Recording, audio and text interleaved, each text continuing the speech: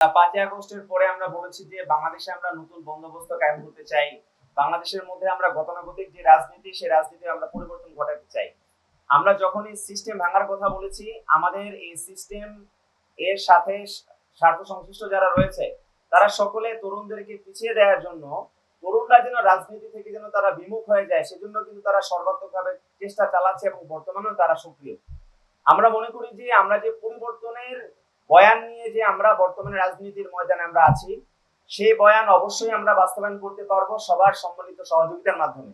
কিন্তু আমরা বর্তমান রাজনৈতিক প্রেক্ষাপটে আমরা বিদ্যমান যে রাজনৈতিক দলগুলো রয়েছে তাদের কাছ থেকে আমরা সেই রাজনৈতিক সহযোগিতা আমরা পাচ্ছি না। সিল্কোর সিল্ক অ্যান্ড শাইন, যাতে আছে আর্গান অয়েল ও ওট প্রোটিনের গুডনেস, যা আপনার চুলকে রাখে হেলদি অ্যান্ড শাইনিং। আমরা দেখতে পাচ্ছি যে তরুণরা যে কোনো তরুণদের বা আমাদের যে এই গণঅভ্যুত্থানের যারা সম্মুখসারে যারা নেতৃবৃন্দ যারা রয়েছেন তাদেরকে বিতর্কিত করার জন্য এমন কোন শক্তি নাই যে আজকে তাদেরকে বিতর্কিত করার জন্য চেষ্টা তারা অব্যাহত রাখছে না।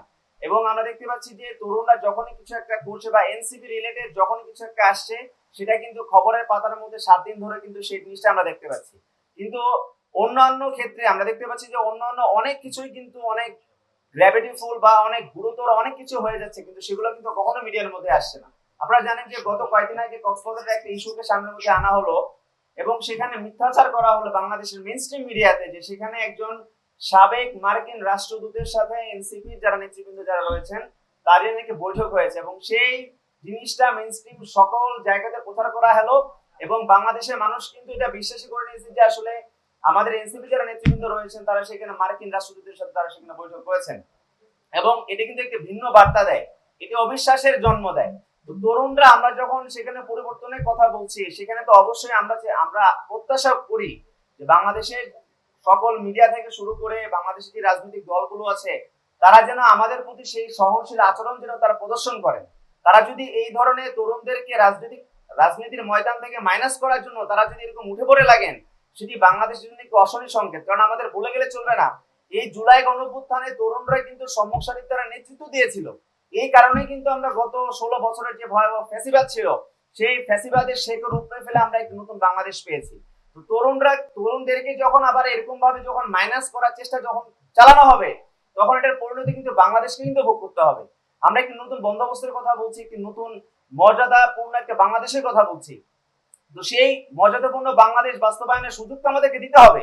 সেই জন্য আমরা প্রত্যাশা করবো যে বাংলাদেশের গতানুগতিক ধারা থেকে বের হয়ে কিন্তু আমরা যুবশক্তি, আমরা যাচ্ছি যে যুবশক্তি একটি যুবকদের প্ল্যাটফর্ম হবে, যারা যুবকদেরকে নিয়ে তারা কাজ করবে। এই বাংলাদেশের মধ্যে যুব সমাজ 30 লক্ষ বেকার যুবক আজকে বাংলাদেশের মধ্যে আছে এবং এই সেই আমাদের বলে গেলে চলবে না, বেকারত্বের গণবিস্ফোরণ থেকেই কিন্তু এই গণঅভ্যুত্থানের সৃষ্টি। কিন্তু সেই তাদেরকে নিয়ে কাজ করার জন্য কিন্তু এখন পর্যন্ত সেই ধরনের কোনো যুব সংগঠন বাংলাদেশের মধ্যে কাজ করতেছে না। আমরা চাই যে আমরা যে নতুন কিছু করার বয়ান নিয়ে আমরা এসেছি, শপথ নিয়ে আমরা এসেছি, সেই সুযোগ যেন আমাদেরকে দেওয়া হয়।